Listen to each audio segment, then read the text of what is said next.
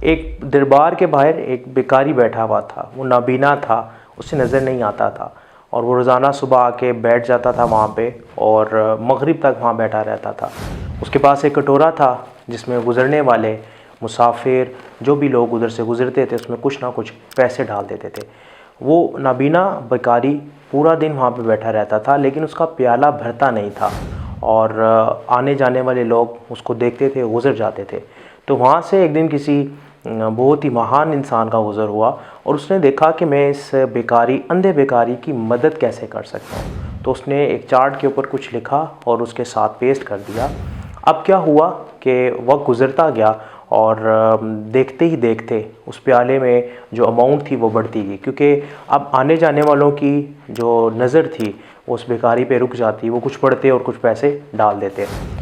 लेकिन इस पूरे प्रोसेस के दौरान भी प्याला मुकम्मल तौर पर नहीं भरता था, लेकिन पहले की निस्बत काफ़ी बेहतरी आ चुकी थी। फिर एक और शख्स वहाँ से गुज़रा और उसने सोचा कि मैं इस भिखारी की मदद कैसे कर सकता हूँ। तो उस शख्स ने भी उस चार्ट को उतारा और उसकी जगह एक और चार्ट पेस्ट किया और व्यूअर्स इस दफ़ा जो प्याला था 3 से 4 घंटों में मुकम्मल भर गया। भिखारी बड़ा परेशान हुआ और उसने किसी को आवाज़ दी और आवाज़ दे के कहा कि यहाँ पे किसी साहब ने कुछ लिख के लगाया था कि आप पढ़ के बता सकते हैं क्या है। तो आपको जान के हैरानगी होगी, जो चार्ट पे लिखा हुआ था वो ये था, the weather is beautiful but I can't see. So ये वो फ़िक्रा था जिसने उस बेगर का प्याला जो है वो भर दिया था। प्याला भी वही था, बेगर भी वही था, एनवायरनमेंट भी वही था। पहले प्याला भरता नहीं था क्योंकि कम्युनिकेशन में प्रॉब्लम थी। दूसरे केस में सिर्फ ये लिखा हुआ था कि आई एम ब्लाइंड मैन, जिसकी वजह से कुछ लोग रुकते थे और पैसे डाल देते थे। जबकि जो तीसरा केस था उसमें कम्युनिकेशन के अंदर इमोशंस भी थे, जिसकी वजह से रिज़ल्ट्स बहुत बेहतर हो गए।